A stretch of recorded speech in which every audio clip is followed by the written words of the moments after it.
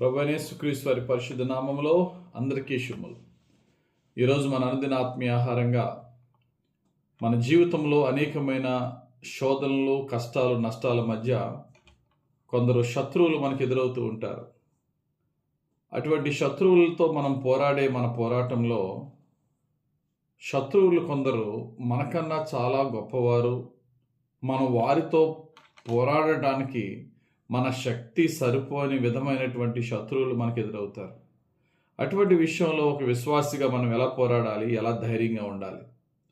పరిశుద్ధ గ్రంథంలో రోమిలికి రాసిన పత్రిక 8వ అధ్యాయం 31వ వచనంలో పౌలు భక్తుడు చక్కటి మాట చెప్తున్నారు.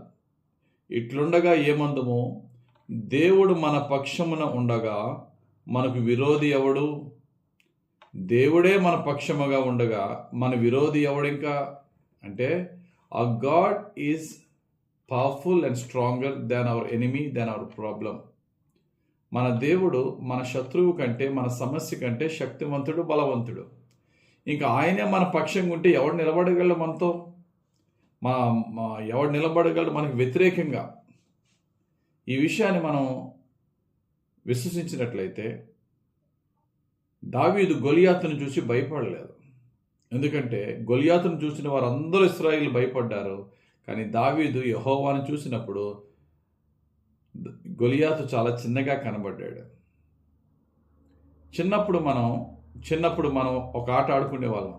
ఒక పెద్ద గీత గీసి ఈ గీతని చెరపకుండా ఈ గీతని, చిన్న గీతని ఎలా చేయొచ్చు అంటే, పెన్ తీసుకుని దానికంటే పెద్ద గీత గీసినప్పుడు అసలే ముందు అది పెద్ద గీతే, కానీ దానికన్నా పెద్ద గీత గీసినప్పుడు ఇది చిన్న గీత అయిపోద్ది. మన శత్రువు మన కంటికి చాలా పెద్దోడే. వాడికంటే గొప్పవాడైనటువంటి దేవుణ్ణి మనం ముందు పెట్టుకున్నప్పుడు మన శత్రువు ఎటువంటి వాడు అవుతాడండి? దావీదు గొలియాతుని చూసి అంటాడు, నీవు కత్తి, బల్లు ఇవన్నీ వేసుకుని నా మీదకి వచ్చావు, నేను జీవం గల యెహోవా నామమును బట్టి నీ ముందుకు వచ్చాను అంటాడు. అలాగా మన జీవితంలో దేనికి భయపడం. అందుకనే 110వ కీర్తనలో 5వ వచనంలో చక్కటి మాట ఉంటుంది. ప్రభువు నీ కుడి పార్శ్వమందు ఉండి తన కోప దినమున రాజులను నలగొట్టును. దేవుడే నీ కుడి పార్శ్వమున ఉన్నప్పుడు ఎవరు నలగొడతాడట? రాజులను, అధికారులను.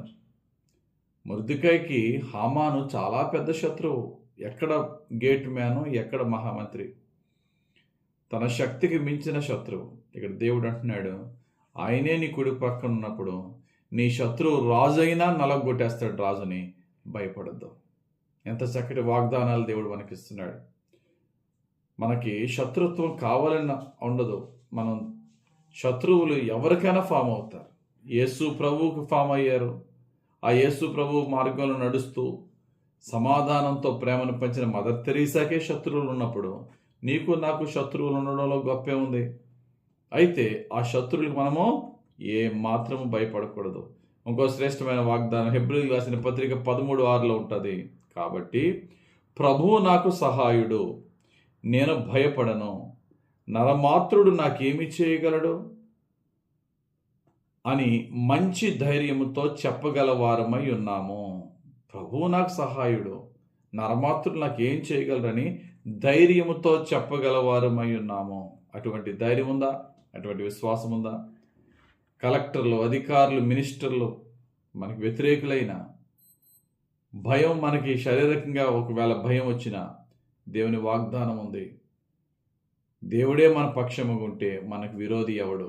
ఈ వాగ్దానాన్ని తీసుకుని ధైర్యంగా ముందుకు వెళ్దాం. దేవుడు మన శత్రువులను మన మిత్రులుగా మార్చి, ఎవరు మనకు అడ్డుగా ఉన్నారో వారే మనకి మేలు చేసే విధంగా ఆయన దక్షిణ హస్త కార్యముతో, ఆయన అధికారముతో మన పట్ల గొప్ప కార్యము చేసి దేవుడు మనల్ని దీవించి యేసు నామములో మనల్ని హెచ్చించును గాక. ఆమేన్. పరిశుద్ధుడా, ప్రేమ కలిగిన తండ్రి, శ్రేష్టమైన వాగ్దానాలతో మాతో మాట్లాడినందుకు వందనాలు.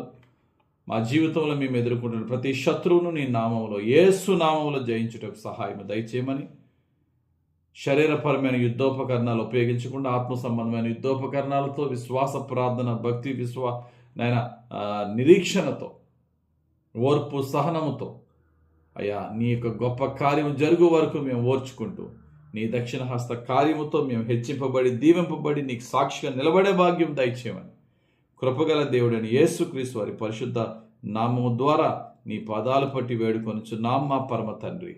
ఆమెన్. తండ్రి యొక్కయు కుమారుడి యొక్కయు పరిశుద్ధాత్మ అభిషేకం హెచ్చుగా మనపై దిగివచ్చి మన కొరకు గొప్ప కార్యాలు త్రియేక దేవుడు జరిపించి దీవించునుగాక. Amen, amen, amen, amen. God bless you. Have a very blessed day.